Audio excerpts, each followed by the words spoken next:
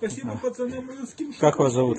Авагян Грант Седракович, гражданин Армении. Живу на Украине уже 6 лет.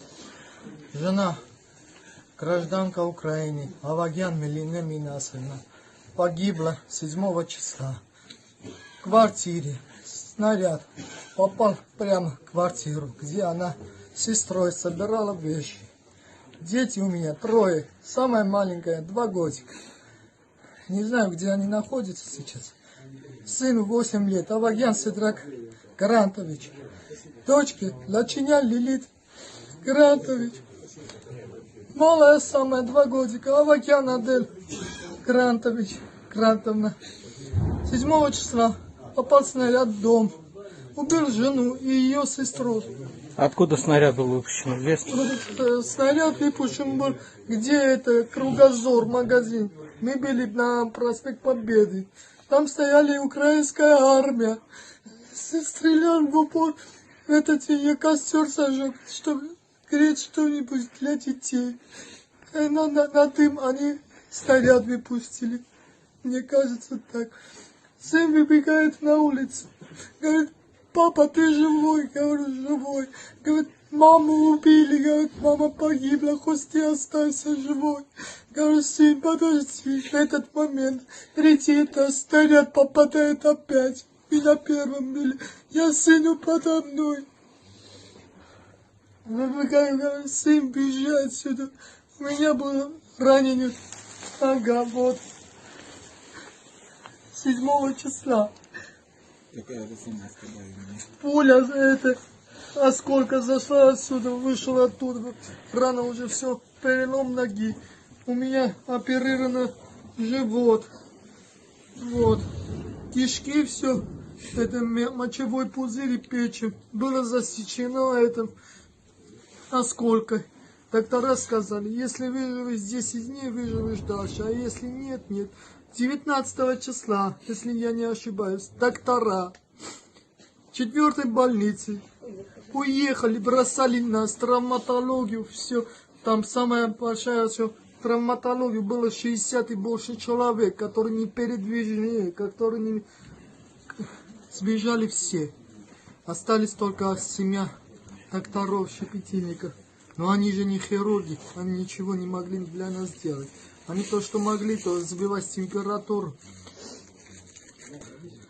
А 4 дня назад, 5 дней назад, начали военные украинские, которые вроде защищают нас, эти скоты, как они нас назвали, что мы скоты для них, и живой щит для них. Они поднимаются вверх, 4-й этаж поднимаются, расстреливают сами себе, они в ответку к нам стреляют, потом в палатах гнездо делают для пулеметчика, люди там плачут, кричат: оставьте здесь, оставьте нас, мы тоже люди, вы не люди, вы просто скоты для нас. Вот, Зелинский, привет, сука, я тебя убью, я поймаю, чтоб твои дети чувствовали то же самое, что мои дети чувствуют сейчас, что они не знают, их отец живой или нет, знают, что мать погиб. Если твоих детей не было матери, как ты это почувствовал? Что она для вас, что она делала вам? Что? Зачем вы эту войнушку с Америкой? Зачем? Сейчас скажите, пришли сюда подразделения российские, ДНР, как... Сейчас я это скажу. Подождите, пацаны. Серега, запиши осторожно. А это, пришли в подвал, эвакуировали нас 3 волонтера. Виталик, Жека и это, Сережа.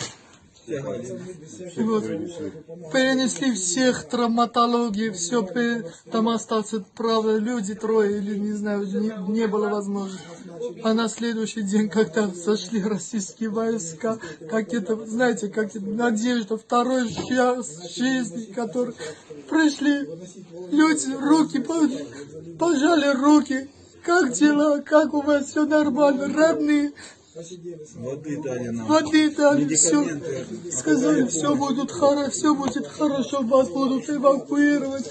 Чувствуется, как это, как человеческий подход. а не то эти гады, которые нас называют скотом, животным или что еще, живой щит. Пришли россияне, ДНР, и каждые 2 часа заходят, смотрят, спрашивают, как у вас там дела, терпите, как время будет, будем эвакуировать, как будет безопасно, будем эвакуировать. Понимаю. Вот здесь, это, смотрите, какие условия у нас. В подвалах течет канализация, сыро, оперирована нога, живот. У всех раны такие, не могут передвигаться. Ночью боль жуткая, не можем спать, стонем. Спасибо за ДНР, спасибо за Россию, в которой пришли, хоть дали шанс, что можем ночью хоть спокойно спать.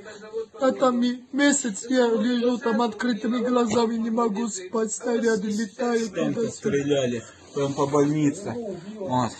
Минометами стреляли, обстреливали больницу тоже. Стрелковая.